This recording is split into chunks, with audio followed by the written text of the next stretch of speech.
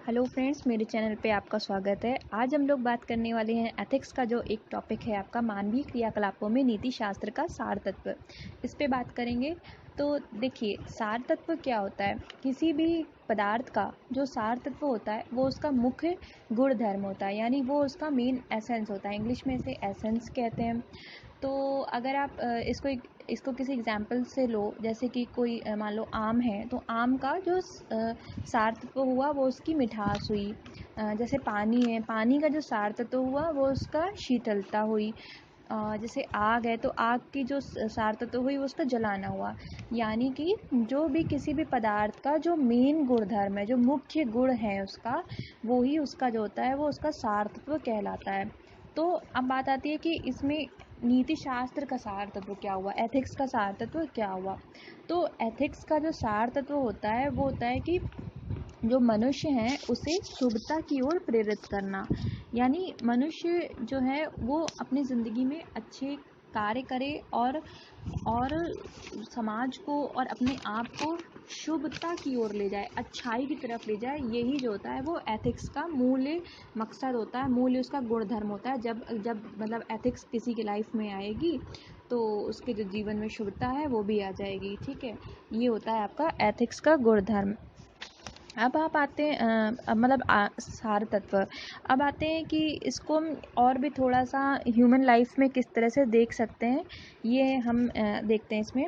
तो देखिए, इस जैसे कि हमने पहले भी बताया था कि इंसान के जीवन के अलग अलग एस्पेक्ट्स होते हैं।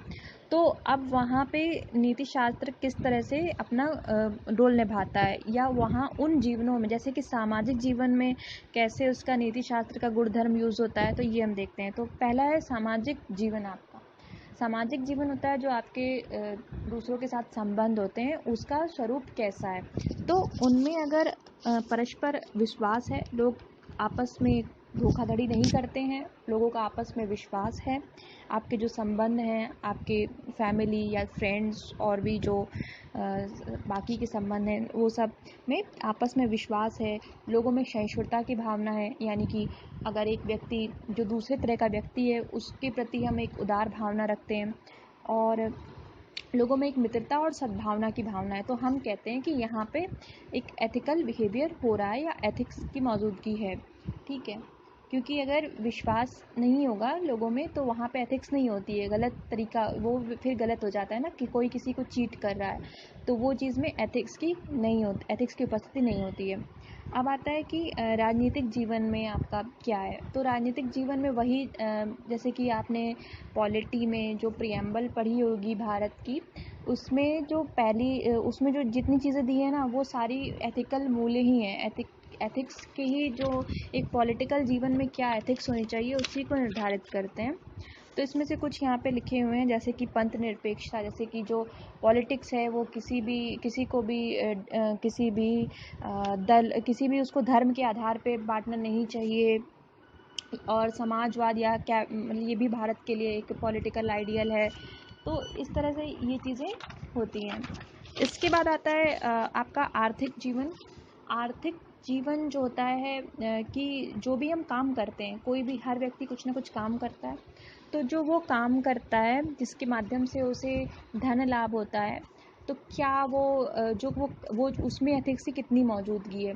तो इसके लिए भी कुछ क्राइटेरिया हैं, जैसे कि किसी भी मनुष्य को जैसे गांधी जी ने ट्रस्टीशिप का अपना एक आइडियल दिया था, जिसके अनुसार कि जो भी पूंजीपति हैं उनको अपना जो धन है वो मतलब अपने पास संग्रह करके नहीं रखना है, उसे ट्रस्टी की तरह रखना है। उसे ये मानना है कि ये जो धन है ये पूरे समाज के लिए है, तो उसे एक ट्रस्टी की तरह रखना है। ठीक है, मतलब एक संरक्षक की तरह जो पूंजीपति वर्ग है उसको धन का प्रयोग करना है, ना कि अपने पास सारा धन अपने ही हित के लिए नहीं रख लेना है। तो ये एक आइडियल है।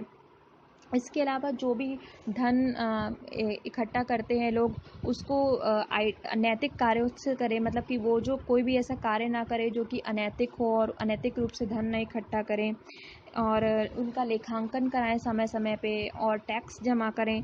तो ये सारी चीज़ें, और जब उसमें जब जो काम हो रहा हो उसमें किसी का शोषण ना हो, कोई बाल श्रमिक ना हो, यौन शोषण ना हो, तो इस तरह के ये अगर आप ये चीज़ें फॉलो करते हैं तो एथिक्स को अपने आर्थिक जीवन में लेके आते हैं।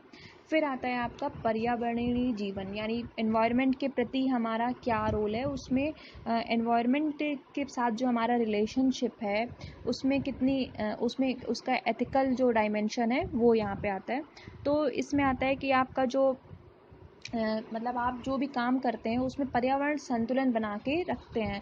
मतलब आप, ऐसा नहीं है कि प्रकृति का पूरा शोषण ही किए जा रहे हैं, हालांकि इसका उल्टा ही काफ़ी ज़्यादा इस समय हो रहा है, प्रकृति का बहुत ज़्यादा शोषण कर रहे हैं मनुष्य। बट एक एथिकल जो आइडियल तरीका है वो यही है कि हम प्रकृति का उपयोग जो है वो केवल सदुपयोग करें, उसको उसका शोषण ना करें, ठीक है, उसके प्रति ग्रेटफुल रहें जो भी उसने हमें दिया है।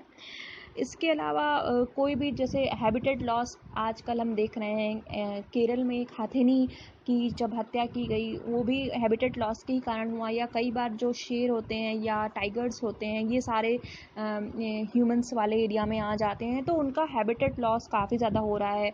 तो ये भी हम ना करें कि अपना ही अपने विकास के लिए हम दूसरा जो जानवर है उसके घर को छीन लें, ये चीज़ें भी ना करें। इसके अलावा हम प्रकृति के संरक्षण के उपाय करें, वृक्ष लगाएं, कम से कम बिजली का या जल का इस्तेमाल करें, कागज़ों का इस्तेमाल करें कम से कम। तो इस तरह से हम अपने जो पर्यावरण के साथ संबंध है उसमें एथिकल कॉन्सर्न को ला सकते हैं।